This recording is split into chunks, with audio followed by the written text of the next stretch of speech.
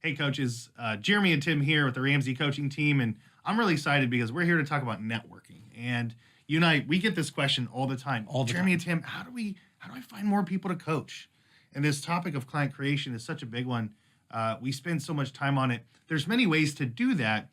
Today, we're going to talk about one of the most effective ways is by networking. And I love that we have you here, Tim, because some of these coaches may not know you've built your coaching practice up twice. You did it first in Ohio, and then moved here to Tennessee and started over from scratch. This was back before COVID when things weren't virtual and you had to get out there and meet people that you didn't know. You moved here and didn't know anybody, and so you're the perfect person to talk about it. So I've got some questions for you, Tim. First question, if I'm going to start networking as a coach, who do I want to network with? So there's two categories that we're going to look for in networking.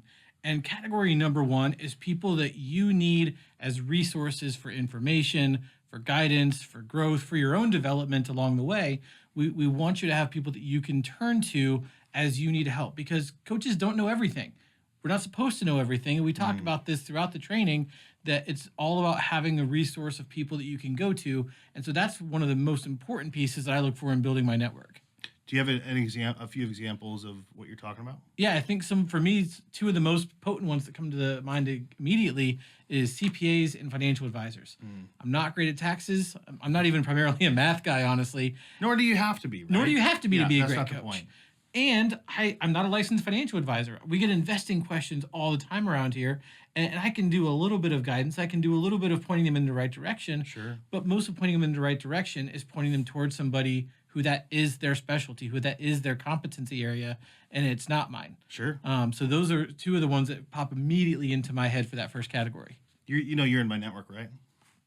It's true. Tim's on my network. He's a licensed counselor, and listen, I talk to some people. I'm like, hey, I don't know what to do. I need to talk to Tim about this one. So, all right, so that's great. So the first is somebody who has an expertise that you don't, that can help you learn and grow and develop. So that's the first kind. What's the second category that we want to look for when we're networking? Right. The second category comes not in our information, but in our marketplace service. These are people that are going to be able to serve clients in a way that you can't. And this is not instead of you serving those clients, but it's in a way that you can't serve those clients.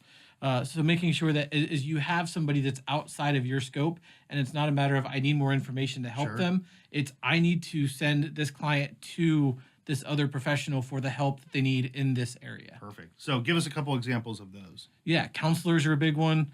Real estate agents are a big one. And by the way, these categories can cross barriers and be in both kinds. Or you may have people from both categories in the same profession. That's okay. But understand, is this person primarily an information resource for me, or is this person a referral person, or both? That's awesome. All right. So I know who to network with, and I know why I want to network with them. If I'm watching this video, I'm a coach, I'm going to get out there and start networking.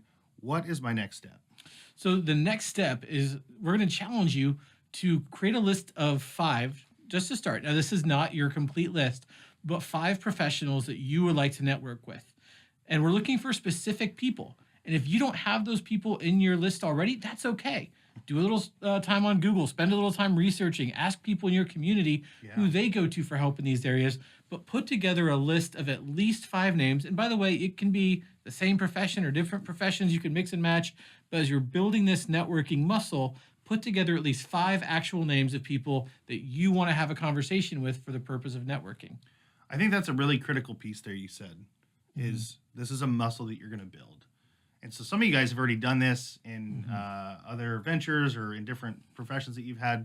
And for some of you guys, this is going to be a brand new thing, and you're going to go, man, this is weird, or I feel uncomfortable. If you feel that, number one, you're supposed to if you've never done it before. Yeah. But number two, that's a good thing, because that means that your comfort zone is here, you're out here, and that's where growth happens. That's where the gains come from, is when you start to step outside of that. And so, Tim, last question here. If I'm getting after this, how do I know? How do I self-assess if I'm doing my due diligence versus getting ready to get ready? If all you're doing is creating a list and you never talk to anybody, you're getting ready to get ready. If you never create a list you're not even getting ready to get ready. You're just not getting ready. And so we really do want to focus on that first action step in this networking side of things, of actually put together a list, have people, and make a real plan to contact them. Because if you don't get out there and contact them, you don't have a network, you have a list. It's not a great spot to be in. So don't get ready to get ready. Go start building that network. There you go. Great stuff, Tim. Friends, get after it. Go make that list.